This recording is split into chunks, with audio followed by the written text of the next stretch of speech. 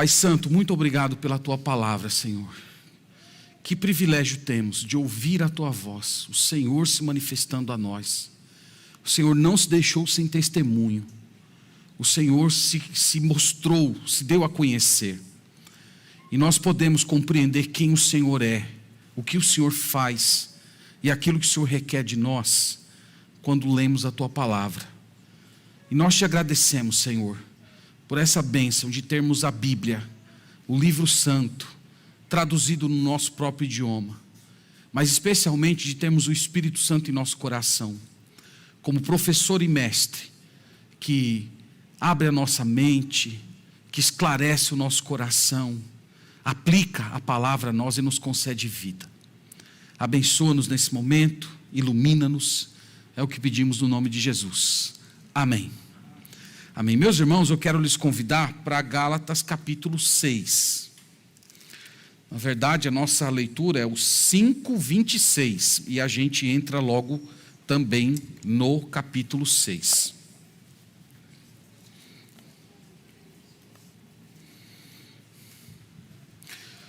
Nós temos falado, irmãos, nos últimos cultos, muito a respeito de legalismo.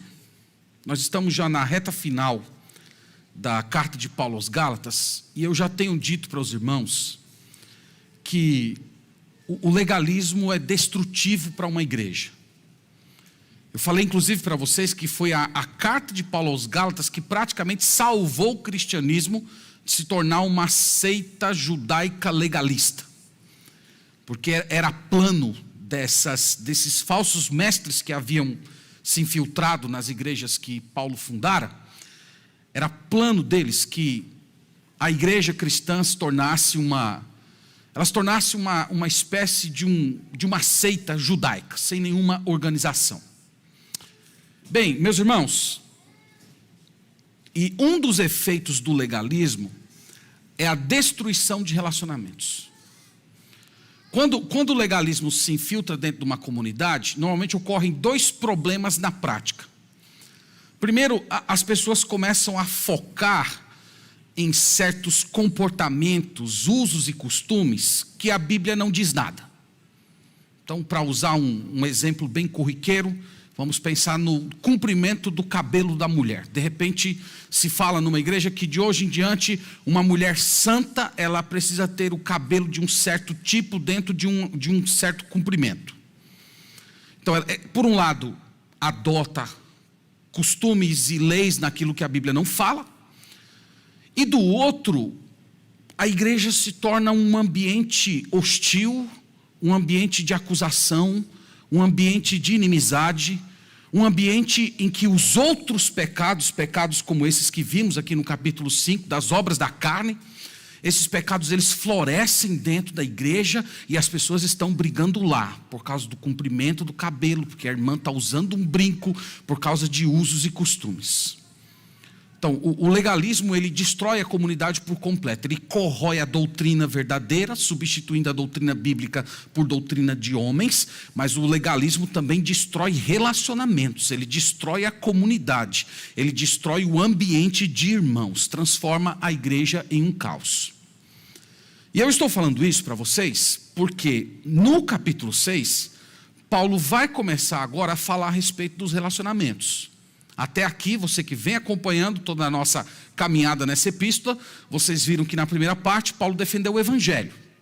Paulo disse que o Evangelho do nosso Senhor Jesus Cristo diz respeito à pregação da justificação pela fé no sacrifício, através do sacrifício de Jesus que nós nos apropriamos pela fé. Então, se você crê que Jesus Cristo morreu uma morte substitutiva como um pagamento pelos seus pecados, você está salvo.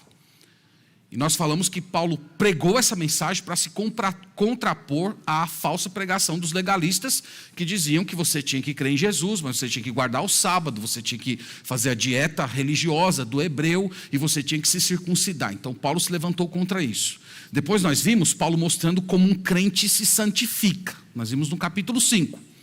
Paulo falou que a santificação é uma obra do Espírito Santo. Nós nos sujeitamos ao Espírito Santo. Nós andamos no Espírito. Nós nos movimentamos nesse mundo debaixo da dependência do Espírito Santo. E nesse processo, nosso caráter vai sendo transformado. Os falsos pregadores não diziam isso. Eles diziam que a santificação passa por essas cerimônias. A comida que você come, se você guarda o sábado, se você circuncida ou não, isso é o que estabelece se você é santo ou não. A última parte aqui é a parte relacional. Então Paulo hoje vai tocar nesse assunto. Como é que a igreja pode se prevenir de um ambiente hostil? De um ambiente em que as pessoas estão sendo relapsas com respeito ao pecado?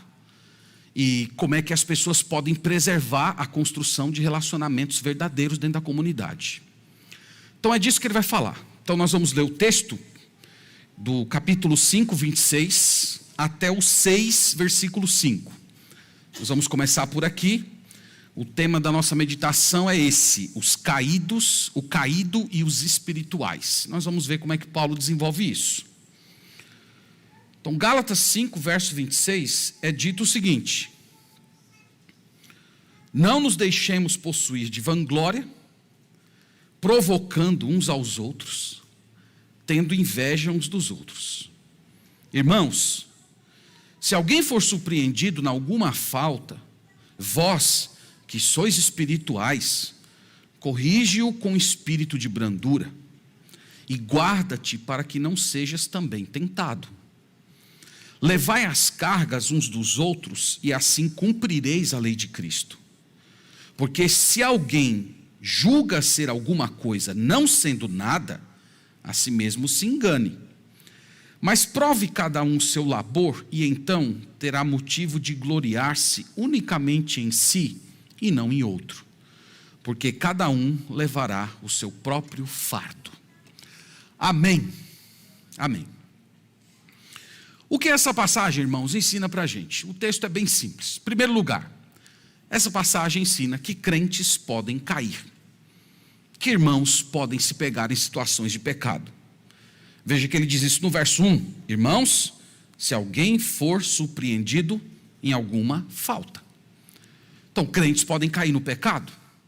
E é evidente que ele está falando aqui de crentes genuínos, ele está falando de crentes verdadeiramente convertidos ao Senhor. Eu disse para vocês que nem todos os crentes que estavam nas igrejas da Galácia, eles eram verdadeiramente convertidos. Se você vê no capítulo 5, versículo 4, nós mencionamos isso. Paulo se dirige a um grupo aqui que estava nas igrejas, e ele diz assim: de Cristo vos desligastes, vós que procureis justificar-vos na lei, da graça decaístes. Em outras palavras, vocês não são crentes, vocês não são parte do povo de Deus, vocês não têm relação nenhuma com Jesus Cristo. Mas não é o caso aqui.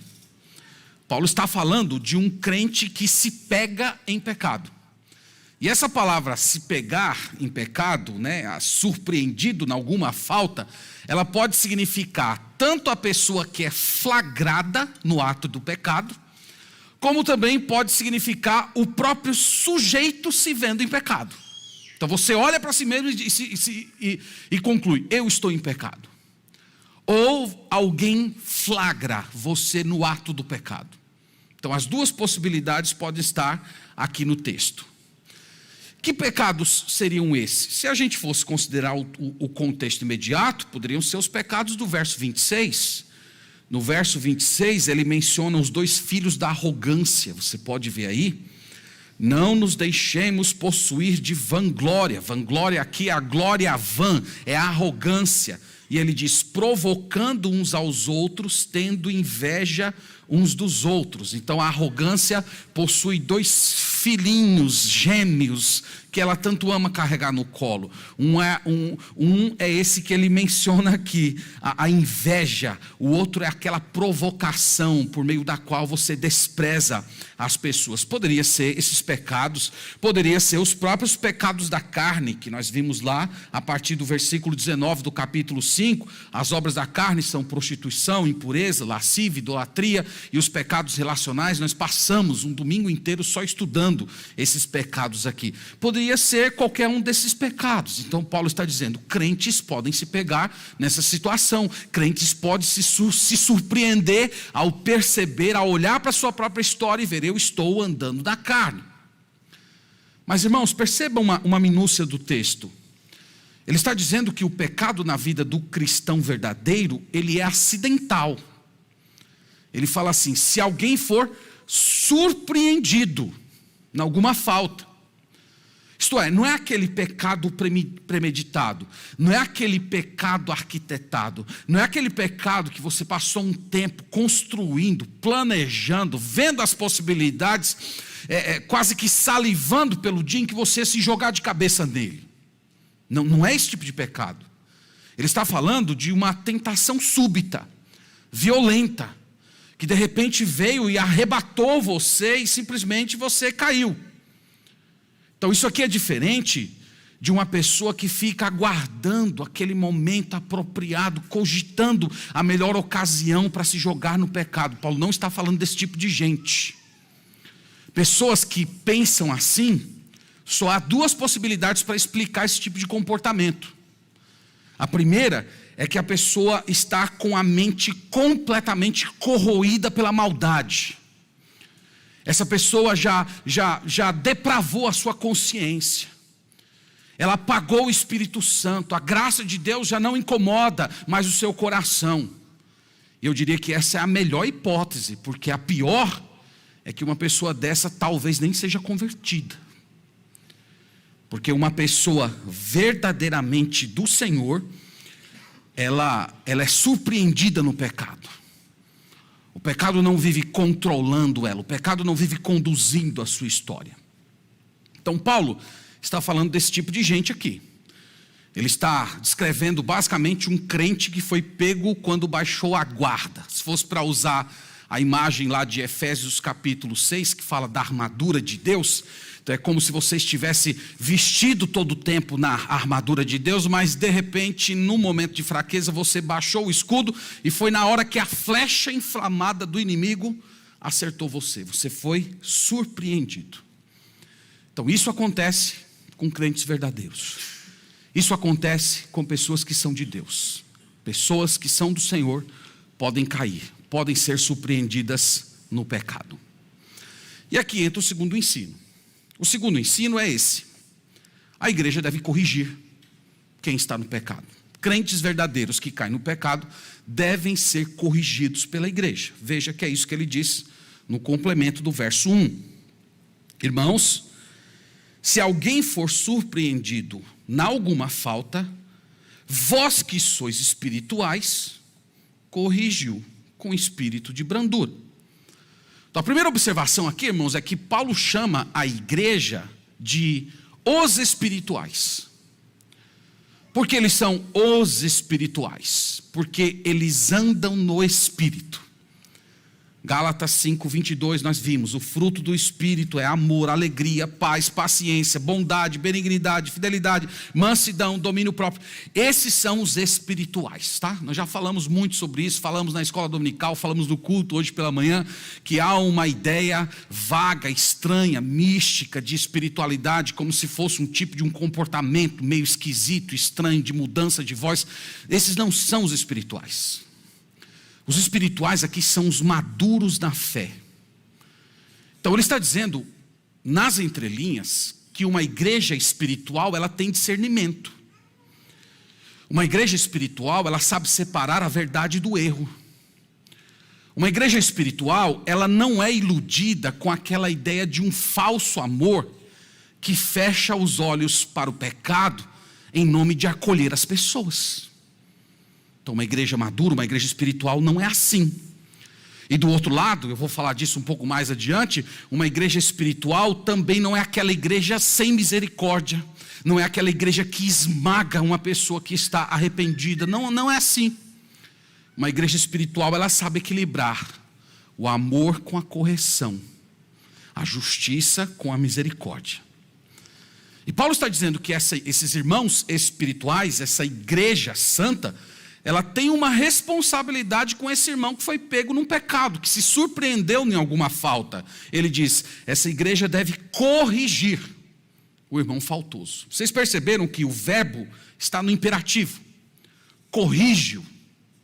Então, veja, irmãos, isso não é uma opção.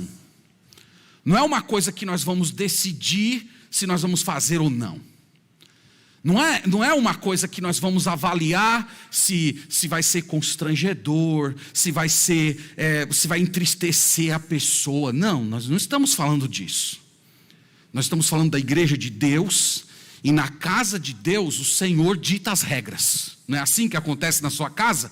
Não é você que diz na sua casa como ela funciona? Pois nós estamos aqui na casa de Deus, e na casa de Deus o Senhor manda, Ele diz, corrige-o. Então é Ele que determina como é que a igreja funciona.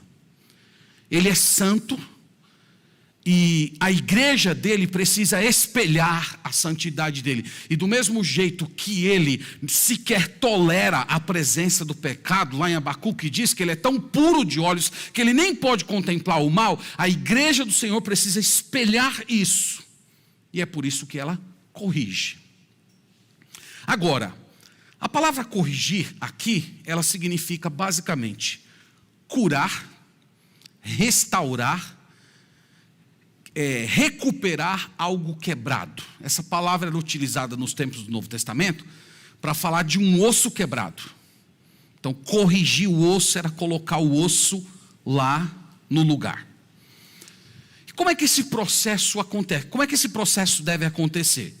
Como é que uma igreja, segundo o Novo Testamento, ela deve proceder no caso de alguém que apareceu quebrado pelo pecado? Como é esse processo de recuperação?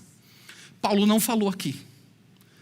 Paulo não falou. Paulo vai se ocupar mais da disposição da igreja no ato de fazer isso, mas ele não falou o modo como deve ser feito. Se nós queremos entender o modo como esse processo deve acontecer, nós temos que ir a outras passagens do Novo Testamento. Eu quero rapidamente passar com vocês aqui por algumas delas.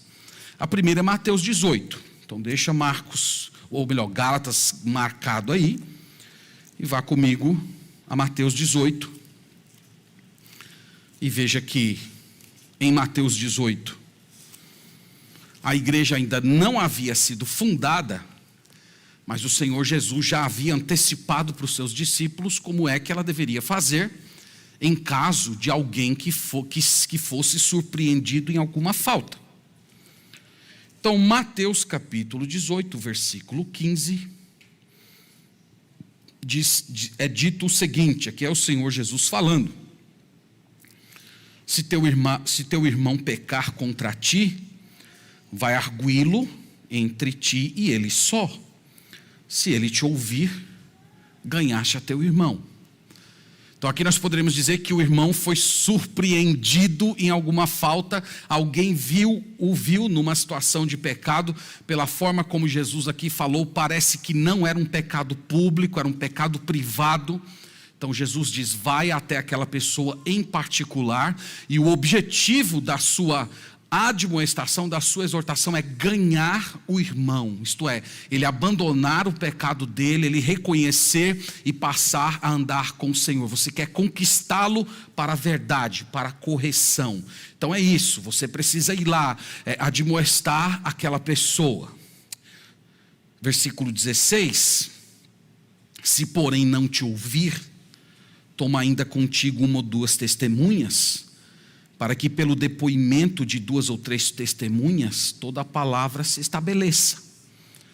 Então, não dando certo a conversa privada, esse assunto começa a ganhar ares mais públicos. Você convida testemunhas, e aquelas pessoas devem reforçar aquela exortação. Olha, isso está errado, isso é pecado, você precisa se arrepender, você precisa se voltar para o Senhor. E se naquela conversa entre 4 pessoas, a pessoa que pecou, a pessoa que argumenta e as 2 testemunhas ali for resolvido, o assunto morreu. Mas não acontecendo isso, verso 17, e se ele não os atender, diz-o a igreja. Então é levado para a comunidade, os irmãos vão ouvir aquela história. Aquele irmão foi surpreendido em uma falta, mas mesmo exortado por pessoas diferentes, ele não abandona. Então ele agora vai ser repreendido pela igreja, é o que tem aqui. Se ele não atender, diz-o a igreja, e se recusar ouvir também a igreja, isto é, se depois de a igreja advertir aquela pessoa, a igreja colocar aquela pessoa diante da verdade, ela ainda assim se mantém endurecida, o texto diz, considera-o como gentil e publicano. O que é gentil e publicano? É descrente, é considerar como não convertido. Não é julgar o coração da pessoa. Seria mais ou menos assim, a igreja dizendo, meu irmão, meu querido, minha irmã, se você é convertido ou não é convertido, nós não sabemos, só o Senhor sabe. Mas o seu fruto nesse momento é o fruto de alguém que não se converteu. Então nós vamos tratar você a partir do seu fruto. O seu coração nós não sabemos. Você pode um dia se arrepender e voltar, mas nesse momento você está se comportando como um ímpio, então nós vamos tratá-lo como tal. E essa pessoa é desligada. E aí, no verso 18, entra talvez um dos versos mais distorcidos do Novo Testamento. Em verdade vos digo que tudo que ligardes na terra terá sido ligado no céu, e tudo que desligardes da terra terá sido desligado no céu. Que contexto normalmente nós usamos esse versículo? Não é no culto? Tem duas pessoas? Então vamos cultuar, porque onde tiver 2 ou 3 reunidos, está ligado com o céu. Esse não é o contexto. O contexto aqui é disciplina. O texto está falando basicamente que se a comunidade da fé, dando os passos corretos, compreendeu que aquela pessoa de fato é um ímpio, os céus estão autenticando essa decisão que foi tomada aqui na terra. Então esse é o processo. Esse processo evita fofoca. Esse processo evita maledicência. Esse processo, por vezes, é dolorido. Pode causar uma assembleia um pouco mais tensa. Mas é o caminho que o dono da casa, o dono da igreja, elegeu para manter a comunidade pura. Tem outras passagens. Eu vou olhar com vocês, 1 Coríntios capítulo 1, porque é uma outra abordagem de como se deve proceder em casos assim. 1 Coríntios capítulo 1, versículo 11. Aqui também é uma situação de pecado, mas é uma outra maneira de tratar, que você não vai até a pessoa individualmente. Veja aqui que isso também é bíblico.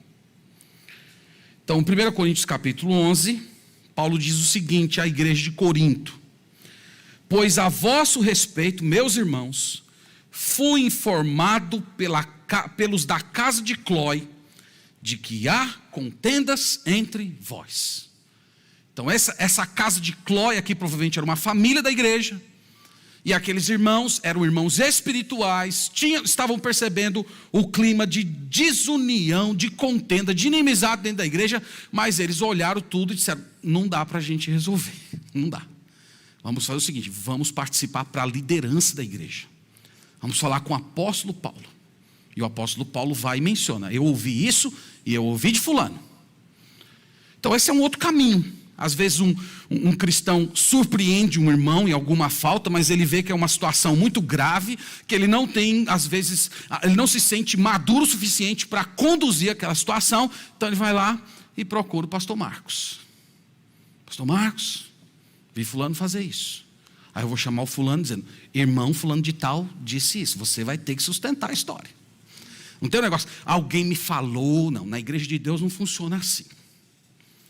É dito o nome, a pessoa tem que se responsabilizar por aquilo que fala. Então esse é um outro caminho, irmãos, da igreja tratar questões de pecado. Então se é um pecado privativo, é tratado privadamente. Agora, quando é um pecado público, como é esse aqui, isso aqui Paulo não foi conversar com ninguém, ele já abriu logo para a igreja toda, porque era um pecado comunitário, era algo que a igreja toda estava vendo, estava presenciando, então não tinha como dar uma tratativa particular, então tinha que trazer logo o assunto para a igreja e resolver no meio da comunidade. Então, quando o pecado envolve questões pessoais, a pessoa que foi surpreendida de um pecado, ela precisa pedir perdão, ela precisa buscar reconciliação, ela precisa restituir, caso tenha, por exemplo, cometeu um roubo. Então ela diz, eu estou arrependido, me perdoe. Então você está arrependido? Então devolva o dinheiro. É o mínimo que se pode fazer. Agora, O ponto aqui é que a igreja precisa se posicionar. A igreja precisa entender que ela tem responsabilidade com aqueles que caíram. Nós não podemos dizer, não, isso é a vida dele, eu não tenho nada a ver com isso, eu não vou me intrometer na vida de alguém. Você não pode raciocinar, o mundo raciocina dessa maneira. A igreja de Deus não, a igreja de Deus entende. Nós somos um corpo, e se nós temos um membro do corpo que está ferido, nós temos um membro do corpo que está adoentado, essa doença não é só dele, essa doença é do corpo inteiro. Do mesmo jeito que quando lá no Antigo Testamento, o Acã pegou os objetos lá da cidade... Qual o nome da cidade agora? Me ajudem. Jericó, muito bem, eu queria dizer Judá, cidade de Jericó. Do mesmo jeito que ele roubou lá os bens da cidade de Jericó, escondeu, e Israel todo passou a sofrer a mão de Deus por causa do pecado daquele indivíduo. O mesmo acontece dentro da igreja. Quando a igreja, ela dissimula, ela vê o pecado, ela não faz nada, a igreja inteira sofre. Jesus diz que é um fermento que vai borbulhando dentro da comunidade e entristecendo o Espírito Santo e matando a devoção daquela igreja. É por isso que nós temos responsabilidade. Tem outras passagens, eu não vou me alongar muito, queria ler só mais uma. 1 Timóteo capítulo 5. 1 Timóteo capítulo 5.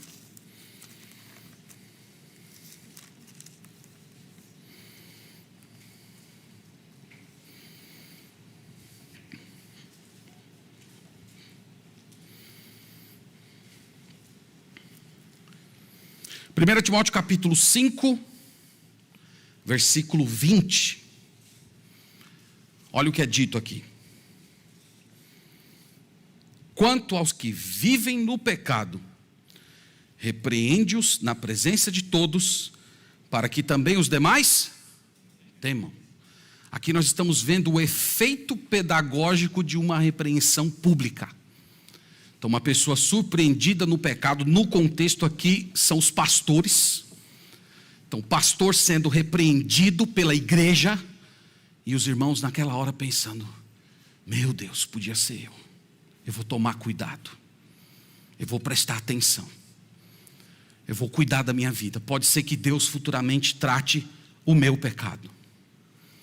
Então a Bíblia, irmãos, ela estabelece claramente como é o processo por meio do qual a igreja deve tratar um irmão que foi surpreendido em pecado. Mas como eu disse para vocês, o apóstolo Paulo não trata desse assunto. O apóstolo Paulo, talvez entendendo que esse assunto já havia sido desenvolvido na revelação de Deus, ele não tratou desse assunto. Ele na verdade, ele foi para o tipo de disposição interior que a igreja deve ter quando está executando esse processo. Então volta lá para Gálatas, por favor, e veja que Paulo vai falar da sua disposição interior, como crente em Jesus, quando você se pega numa situação assim.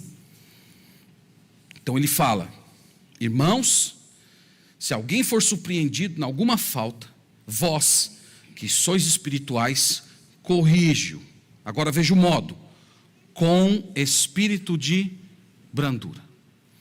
Então, enquanto Jesus e o apóstolo Paulo, em outras passagens, falou a respeito do processo, aqui Paulo vai falar muito mais da disposição interior. Como é que deve estar o seu coração? Você deve estar com sangue nos olhos, doido para ver aquela pessoa pagando por aquilo que fez, ou você está completamente milindrado, nenhum e nem outro. Ele diz, você deve ter mansidão.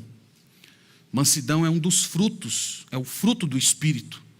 A ideia é gentileza, amabilidade.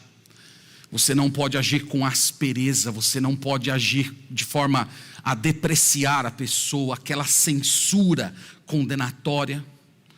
Sabe o que Paulo está fazendo aqui, irmãos? Ele está alertando para um risco que nós cometemos, de um pecado que nós cometemos normalmente em nossos relacionamentos. Palavras corretas e atitude errada. Você já pecou assim? Talvez eu devesse perguntar, você já pecou assim hoje? Porque normalmente nós dizemos as coisas corretas, mas com a disposição interior errada. Nós falamos as palavras que precisam ser ditas, mas nós falamos com ira, com revanchismo, com aspereza, com dureza, quase que desejando punir a pessoa. Então Paulo está dizendo que uma igreja espiritual, ela não procede assim. Ela corrige. Se precisar agir duramente, ela vai agir. Mas faz aquilo com brandura. Ela faz aquilo com o seu coração pesado. Paulo fala de uma outra atitude interior, além da brandura. Veja no restante do versículo, ele complementa. E guarda-te, para que não sejas também tentado. É interessante isso, irmãos. Ele fala que quando você surpreende ou vê um irmão surpreendido no pecado, aquilo gera em você uma espécie de um sentimento de vigilância. Você percebe que precisa cuidar mais de si, que você tem que olhar mais para dentro do seu coração. Você olha para aquela pessoa e diz: olha, você está vendo aí, irmãos podem cair. Às vezes pessoas espirituais podem cair. 1 Coríntios 10, 12, aquele que pensa estar em pé, cuidado que não caia, disse o apóstolo Paulo. Então, isso, irmãos, é uma postura muito espiritual. É quase como se você estivesse vendo no pecado daquela pessoa o seu próprio pecado. É como se você estivesse vendo naquele peso disciplinar, do peso da disciplina que aquela pessoa está sofrendo, você se ver no lugar daquela pessoa. Eu também poderia estar ali. Eu também provavelmente mereceria estar ali, só não estou ali porque o Senhor está tendo compaixão de mim. Então isso produz humildade, isso produz arrependimento, isso produz submissão a Deus. É quase como se você estivesse dizendo para si mesmo assim: eu tenho que verificar se tem uma trave no meu olho antes de eu estar tentando tirar o argueiro do meu irmão. É uma forma de autoexame. Então Paulo está dizendo: corrijam a quem caiu. Agora corrijam como espirituais. Corrijam com o coração cheio de compaixão e ao mesmo tempo se olhem no espelho. Vejam se vocês estão pecando também. No verso 2 ele vai trazer um outro conselho. Ele vai dizer que uma igreja espiritual, ela carrega os fardos uns dos outros. Vamos ver o verso 2, ele diz assim: levai as cargas uns dos outros, e assim cumprireis a lei de Cristo. Irmãos, sabe o que o Paulo está dizendo aqui? É que em um crente verdadeiro, quando ele comete pecado, ele sente o peso do pecado.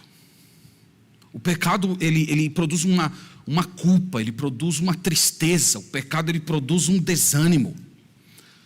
E uma igreja espiritual, de um lado, ela corrige essa pessoa, mas do outro, ela ajuda a pessoa a carregar esses fardos.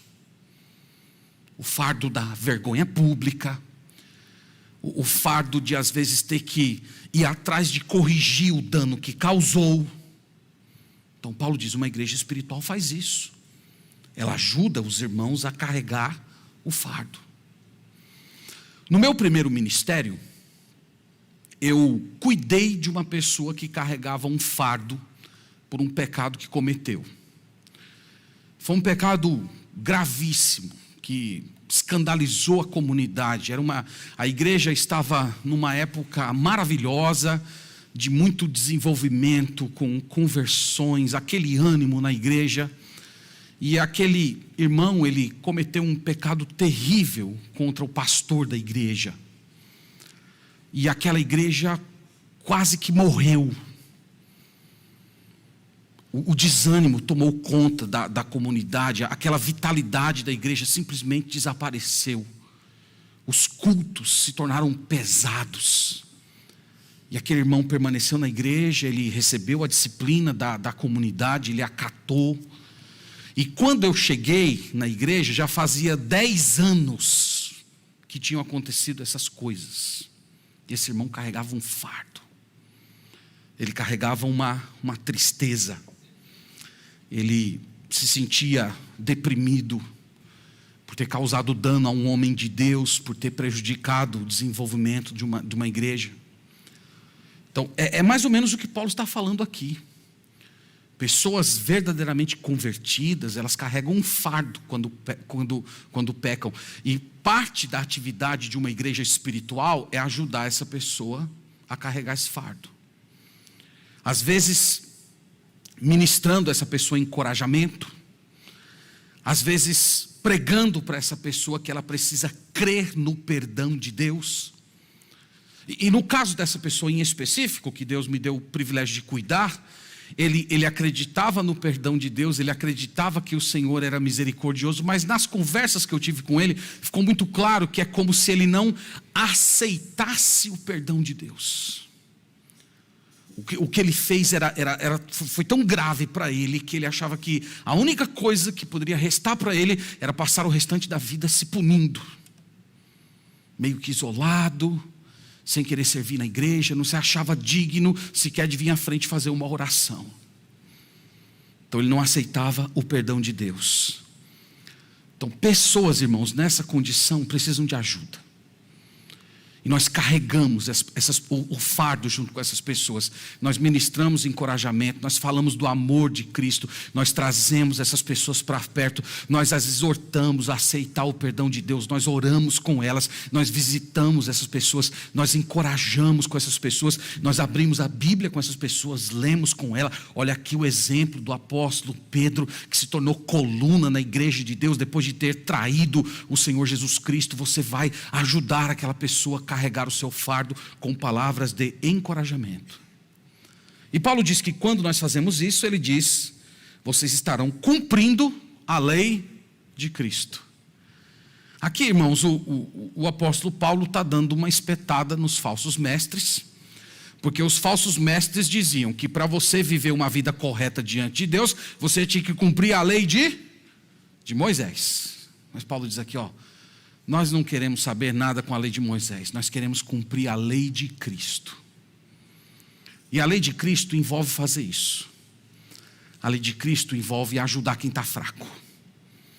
A lei de Cristo está em João capítulo 13. Tem outras passagens, mas a gente poderia ver em João capítulo 13 o que é a lei de Cristo.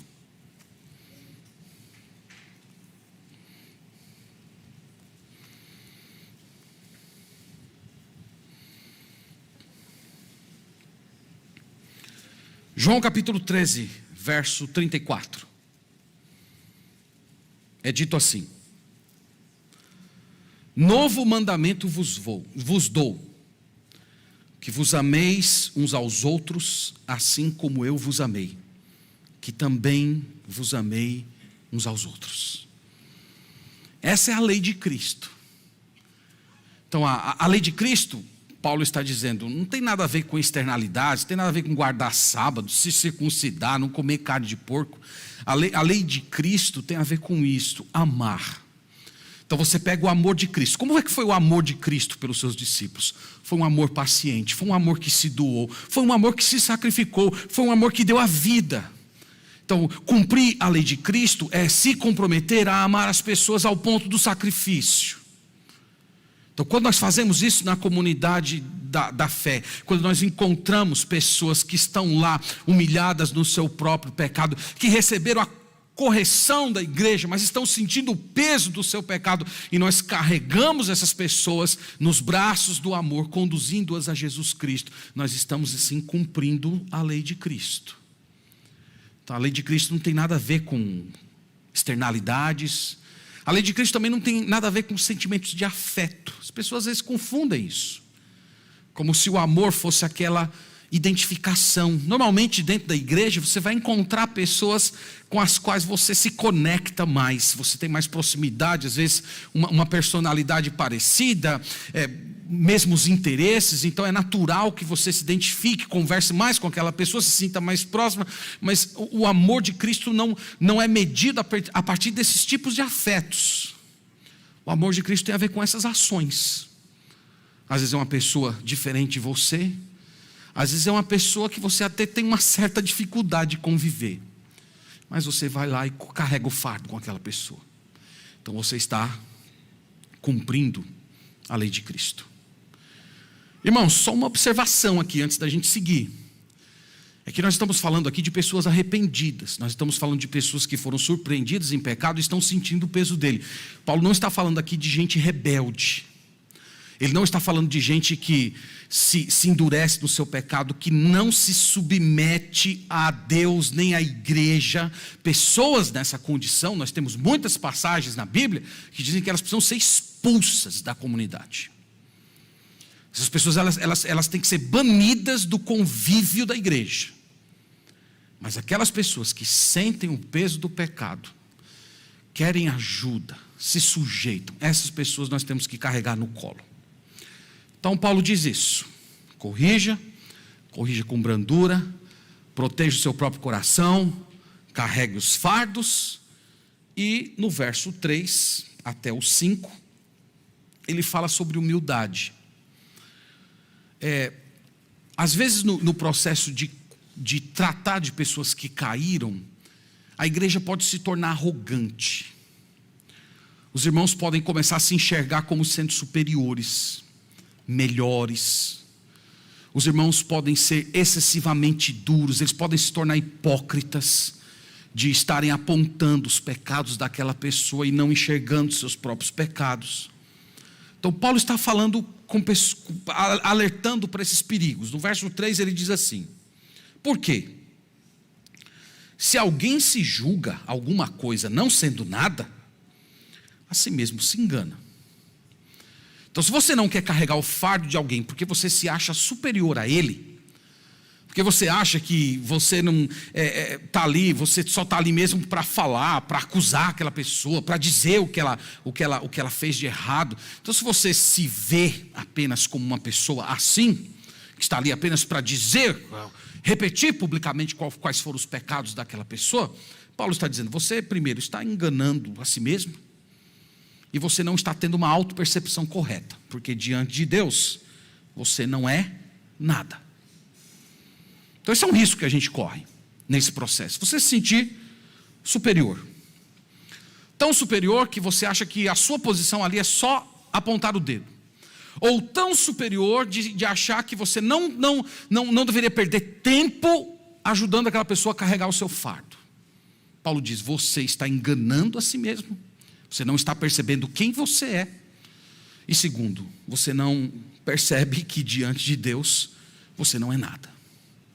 Irmãos, os falsos mestres, eles promoviam essa mentalidade entre os crentes, e os falsos mestres continuam fazendo isso na igreja de Deus até hoje. Nas igrejas nas quais o legalismo se espalha, esse é o comportamento. Então você vê pessoas que só se limitam a expor os outros, a acusar as pessoas, a apontar o dedo, mas essas pessoas não têm misericórdia, essas pessoas não têm amor, essas pessoas não ajudam a carregar o fardo, elas simplesmente possuem aquele sentimento acusativo, que só se contenta enquanto não ver aquela pessoa na lona.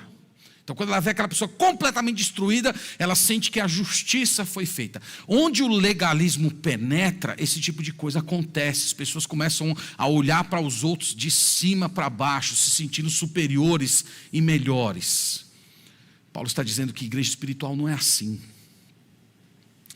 No 4, verso 4, ele chama cada um a considerar a própria vida. Ele diz assim: mas prove cada um o seu labor, e então terá motivo de gloriar-se unicamente em si e não no outro. O que ele está dizendo aqui? Ele está dizendo, irmãos, que nós não podemos ficar nos medindo pelos outros. A nossa referência não é como o nosso irmão está vivendo. A nossa referência é se nós estamos andando segundo a lei de Cristo.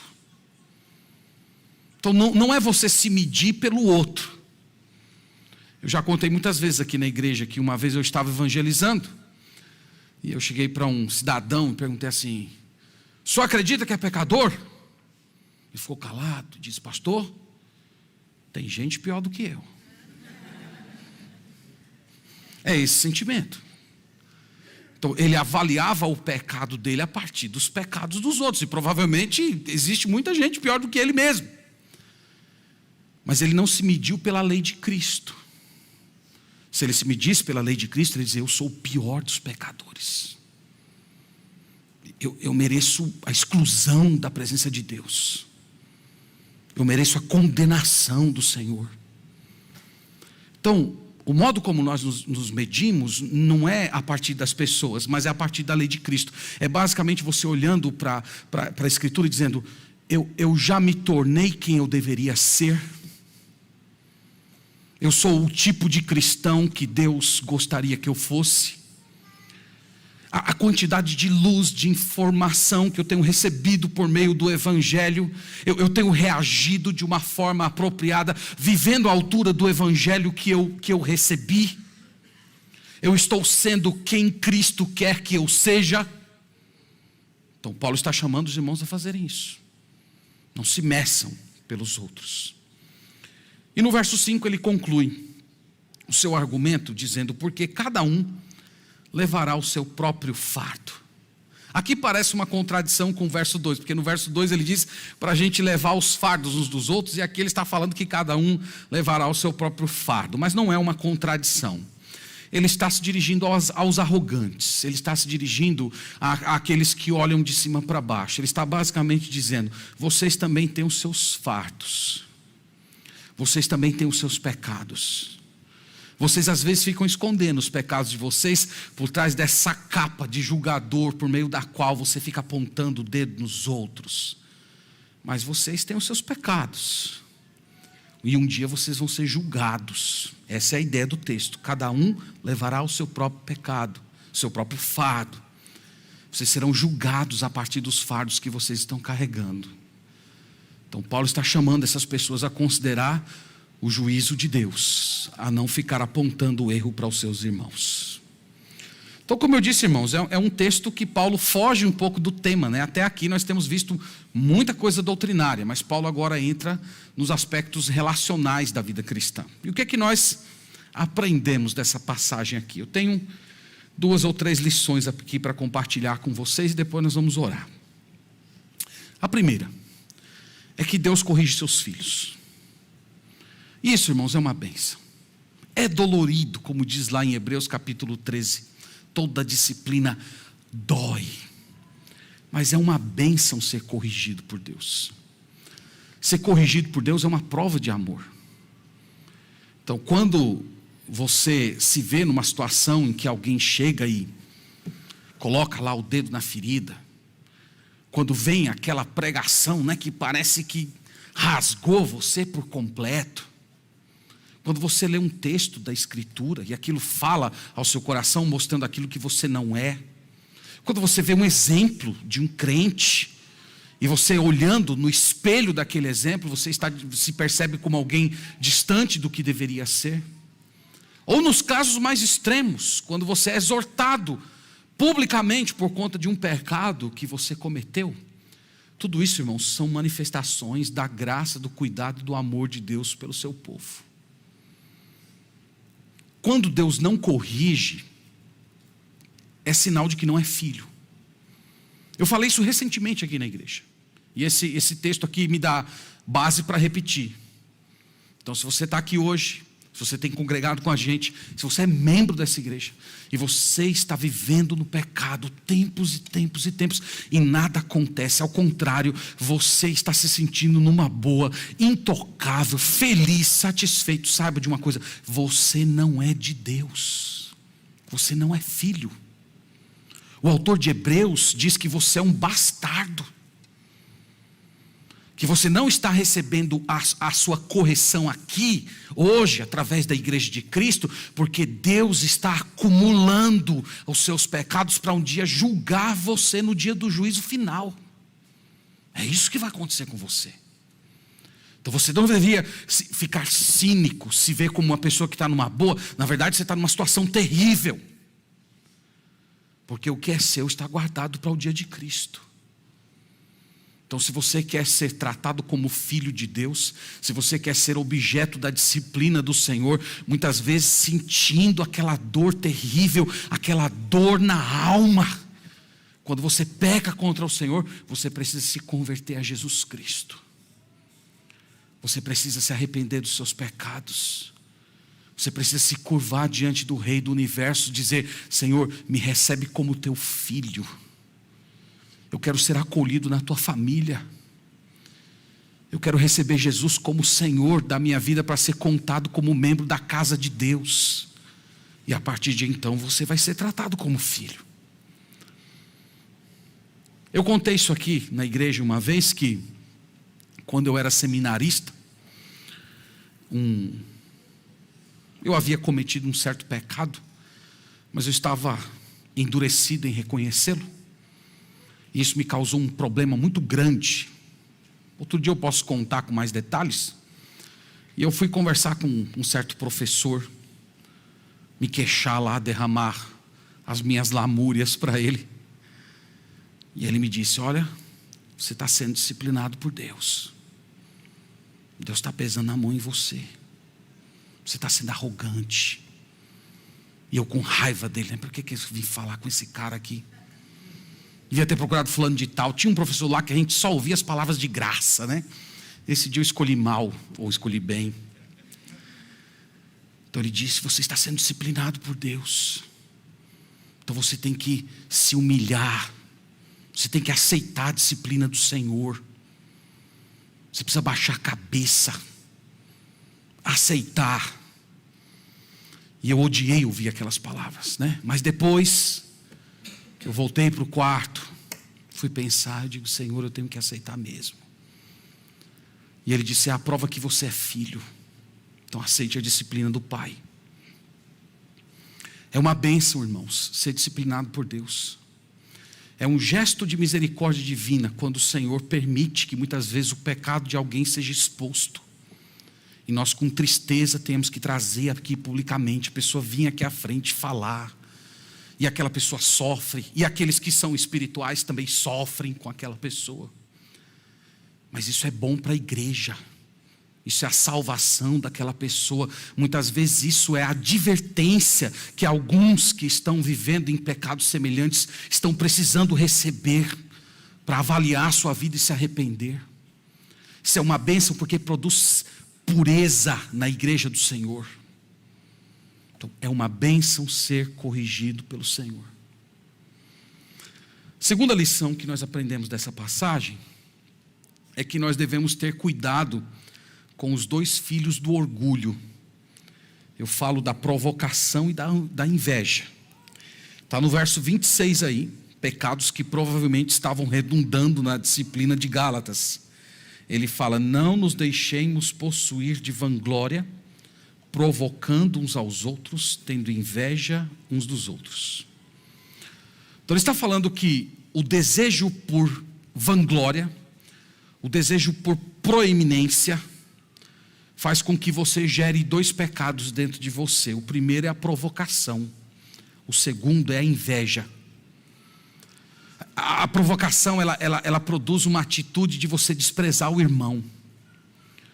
Então, o que despreza, olha para o pecado de alguém e diz mais ou menos o seguinte: eu seria incapaz de fazer uma coisa dessa. Enquanto que o invejoso olha para as bênçãos de uma pessoa e diz: eu nunca atingirei o nível dessa pessoa. Então vocês entendem? São duas formas de orgulho. Só que numa, a pessoa se sente melhor. E na outra, ela se inferioriza. E eu não sei se você sabia disso, mas falsa humildade na Bíblia é orgulho. Então orgulho não é só a elevação. Às vezes existe o orgulho da inferiorização. De você querer passar alguma imagem para as pessoas de espiritualidade, apresentando-se constantemente como sendo soldado ferido. Isso também é orgulho. O orgulho é terrível porque ele se disfarça de várias maneiras. É uma forma de você se perceber de uma maneira errada. E uma coisa, irmãos, que nós precisamos fazer com urgência é aplicar o Evangelho à nossa autopercepção. De maneira prática, eu estou tentando dizer o seguinte: é que você não pode medir o seu valor por aquilo que você faz. Você tem que medir o seu valor pelo fato de ter sido remido por Jesus Cristo. Seria mais ou menos assim: eu não vou me sentir melhor do que ninguém, porque eu sei que eu sou pecador. Eu não vou me sentir melhor do que ninguém, nem que eu tenha feito alguma coisa que abençoou uma pessoa ou pessoas, eu não vou me sentir melhor do que ninguém, porque eu sei que tudo aquilo que eu faço de bom nesse mundo é porque a graça de Deus operou no meu coração. Então aí eu estou criando uma autopercepção centrada no Evangelho. E do outro lado, eu nunca vou viver invejando ninguém, porque em Cristo eu tenho tudo que eu preciso. Então nem se sentir superior e nem se inferiorizar. Isso, irmãos, é uma coisa muito libertadora. Esse processo da alma, quando a gente consegue finalmente viver isso no nosso dia a dia, isso, irmãos, produz na gente uma santa ousadia e ao mesmo tempo uma santa humildade. É uma disposição de você sempre querer agradar a Cristo. Então eu sei, se o que eu estou fazendo está desagradando alguém, mas aquilo está agradando o Senhor Jesus Cristo, então eu fico em paz. Isso é ousadia, é uma santa ousadia. Do outro lado, eu não preciso viver cobiçando nada e ninguém, porque Cristo me satisfaz. Isso é humildade. Então você precisa criar uma autopercepção fundamentada no Evangelho, porque ela vai vencer esses dois pecados.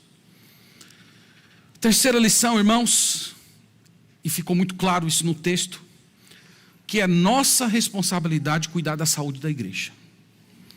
Cuidar da saúde da igreja não é responsabilidade apenas do pastor e da liderança da comunidade local.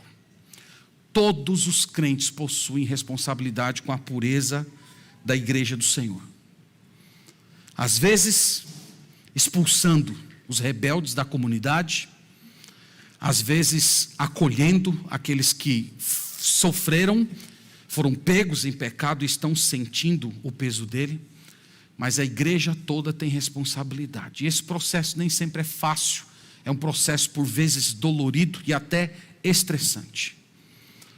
E muitas igrejas, irmãos, estão doentes hoje por causa da ausência dessa doutrina. Essa doutrina aqui ela é chamada de a doutrina da disciplina eclesiástica.